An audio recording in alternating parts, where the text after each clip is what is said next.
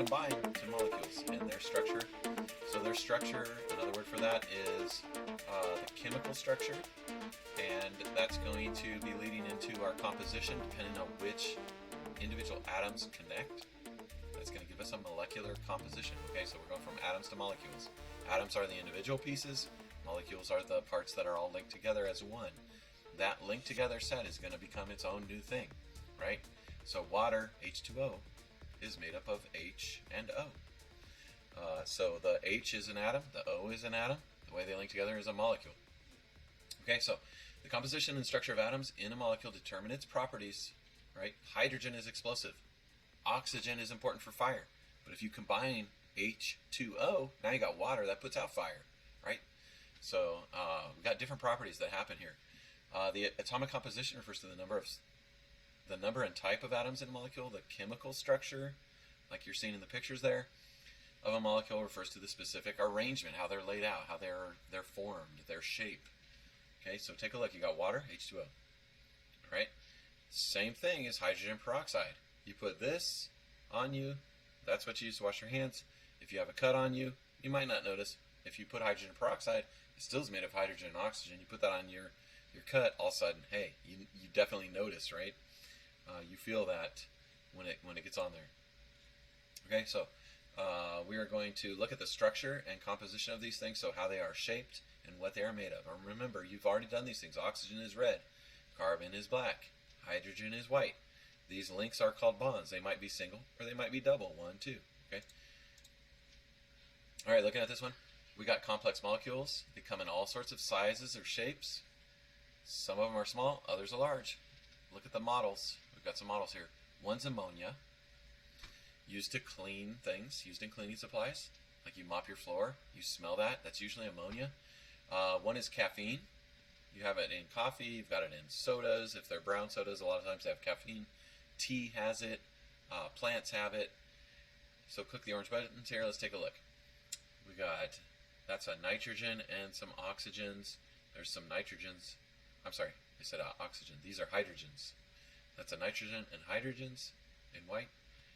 Nitrogen again in blue, hydrogen in white, but there's that backbone that helps us make really complex structures. That's the black, that's carbon. It's super important. And then oxygen, we know we need that to breathe. So let's click these buttons here, and what do we see? We see there's ammonia. It's a biological formula found in nature. It's made of 4 atoms. Pretty simple, only 4. It's essential for many biological processes, and it serves as a precursor for amino acids. Right? Amino acids are the things that you have in your food. They're important for your health. And nucleotide synthesis, and it's found in cleaning supplies. Okay, so that's ammonia. Pretty simple. Going on to this one here, much more complex.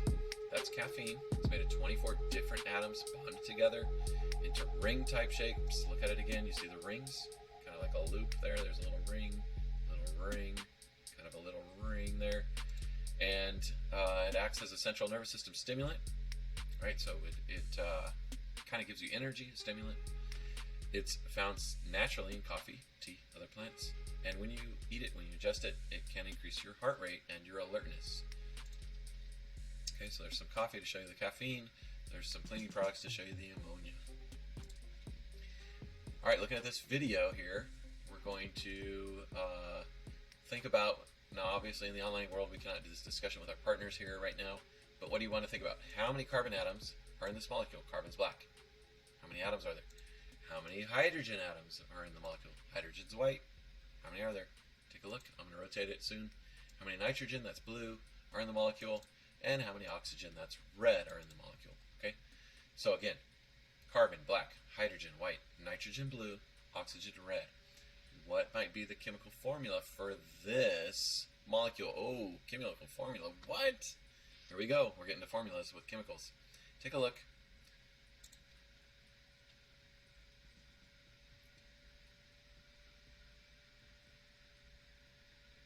Are you counting them? How many carbons? How many blacks do you got? 1, 2, 3, 4, 5.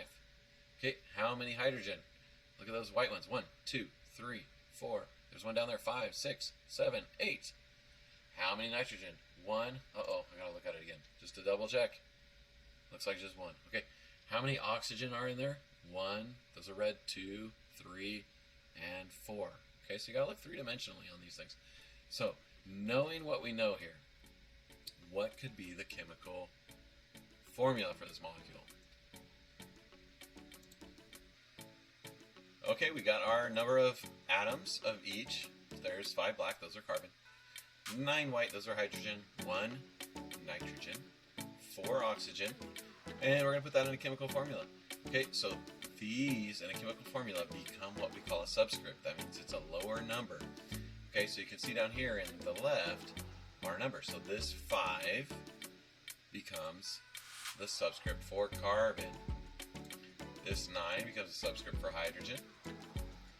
1 for nitrogen. You could write it. It doesn't mean it's wrong. We don't usually write 1s because it's written there, so we know there's at least 1. But you could write a 1 there. There's nothing wrong with that. And then a 4 for oxygen. All right? And that would be our chemical formula, C5H9NO4.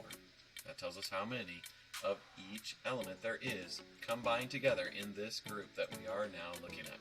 Okay, that is your first chemical formula. You've seen that's a pretty complicated one, but you guys know H2O already. So there's 1 oxygen and 2 hydrogens. There's H2O. Okay, so let's take a look at these two. We got this one up top, and we got this one down below. So what do you notice that is similar? And what do you notice different between the two? What's similar? What's different? Oh, I know. They're plastic. Wait, what else? What else is similar? Okay, what's different? Did you notice both molecules contain hydrogen and carbon? Hydrogen being white, carbon being black. Look, there it is on both. What's different? Hey, this one has some oxygen 1, 2, 3, 4 in it. If you did, awesome job. You've got it. This is how models work. This is a molecular model. And we're going to go on to the next section here. We're getting into some organic properties here. These are types of gases, propane, propene. Consider the propane and the propene models you created. Fortunately, we're not in the class. Otherwise, we would have actually created those. Imagine you made those, but looking at the pictures, what do you notice that is similar and different? Similar between the two, right? This is propane. This is propine. And what do you notice different? All right, take a look. Both have 3 carbon atoms. 1, 2, 3. 1, 2, 3. Well, what's different? 8 hydrogens in propane, 4 in propine. 1, 2, 3, 4, 5, 6, 7, 8. 1, 2, 3, 4. Big difference. Okay, lots of hydrogen in propane. That's what we use in most of our grills in the backyards. Either natural gas or propane. Those are the 2 common things. So this one's pretty common. Propine is used for welding. Okay, so less hydrogen, white.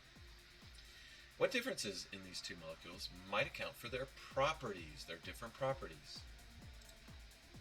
Okay, so a property is how it acts, or in chemistry we start talking about reacts. So what do you think might be different that contributes to these 2 acting a little bit differently? Take a look at them. That's all we really know right now. Here's your answer.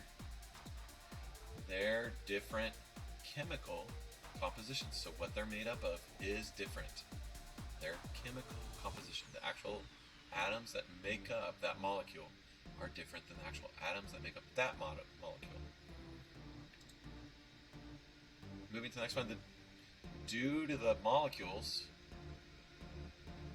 2 molecules pictured here differ in atomic composition? Let's take a look. There's 4. There's 4 black. Okay, so we got 4 black. So far, that's the same. We got 4 black. Okay, that's carbon. So that's carbon. So that's 4 carbon. Technically, we'd write 4 like this, carbon. What else we got? We got 1, 2, 3, 4, 5, 6, 7, 8, 9, 10. Hydrogen. So we would write it like this, hydrogen. And what did we say? 1, 2, 3, 4, 5, 6, 7, 8, 9, 10. 10. Okay. What do we got over here? We got 1, 2, 3, 4, and that's carbon. 1, 2, 3, 4, 6, 7, 8, 9, 10. Oh my goodness, they are, yeah, the same as far as what makes them up. So what's different? Okay, hopefully you noticed. The difference is the shapes. Okay, that's huge. That's huge. Okay, they are actually both C4H10. However, based on how they are combined and their shape, that's going to affect a lot of stuff. Okay, so recall that. Let me get rid of that. Recall that the molecules in the beginning of the investigation, like caffeine, is in coffee, tea, and other plants, and can increase your heart rate and your alertness. What is the chemical formula for caffeine molecule? Let's take a look at it. We got how many? I always start with black because it's our backbone in organic chemistry. So I always start with black because it's crucial to life. So how many do we have? 1, 2, 3, 4, 5, 6, 7, 8. Okay, that's carbon. So we're going to write a C, and we're going to put down 8. Next, it doesn't matter to me where you go next from here. Hydrogen is key. Oxygen's always key. Nitrogen is our most abundant atom in the atmosphere. If you remember, there's our atmosphere 78 to 80% nitrogen, so mostly nitrogen. Let's go to, why don't we go to nitrogen? It doesn't really matter. Nitrogen, 1, 2, 3, 4. Okay, next let's take a look at hydrogen. Why not? We love hydrogen. 1, 2, 3, 4, 5, 6, 7, 8, 9, 10. Okay, so hydrogen. Oops, my letter got a little small. There's 10 of those. And what do we got left is oxygen. Poor oxygen. We could have done it earlier. Don't worry about how this is written. You could put it in any order at this point. We are just learning how to use these subscripts. How many are there? 1, 2. 2 oxygen. Okay. What does this thing say, this hint? I don't even know. Oh, it's telling us to write down the subscripts. How many do you count? That's your subscripts. Okay. Otherwise, remember your colors. All right, here's the answer. Did we get it right? C8, H10, N4, O2. So this is out of order. That's okay. Don't worry about that. You will get there. That's a high school level thing, okay? What shape do you see in the caffeine molecule's structure? Oh, I gave you away the answer. I'm sorry. Take a look again. What shapes do you see within the structure? In looking in, do you see this? Do you see this? That's what we're looking for. Rings. Rings are complex structures. Complex structures lead to things that are important to us. Okay? So, is caffeine the largest molecule? No, absolutely not. There are definitely larger molecules, but it is large with 24 atoms. But many other molecules are larger. Here we go. Larger than 2, 3, 4, 5, 6 sides on that one. Okay, so that's a hexagon. And on this ring, 1, 2, 3, 4, 5 sides. Oh, it has 5 sides. That's a pentagon. Yep, like the pentagon. What else do you notice? Okay, so we notice some things about bonds. We've got single bonds here. We've got some double bonds. Okay, so you want to be able to describe those things. That's a double bond. It's a single bond. We notice some patterns. Science is all about patterns. Okay, so what patterns do we notice? We notice that the nitrogens are kind of linked in with the carbons. Okay, so you got your nitrogens and your carbons in there with the backbone of this structure. And the main thing we're noticing super overall is these hydrogens are all, every single one is on the outside. Okay, your oxygens are on the outside, so make note of what patterns you see. That's what science is, and explaining those patterns. Okay, so you got hexagons, pentagons, hydrogens on the outside, oxygens on the outside, double bonds, single bonds.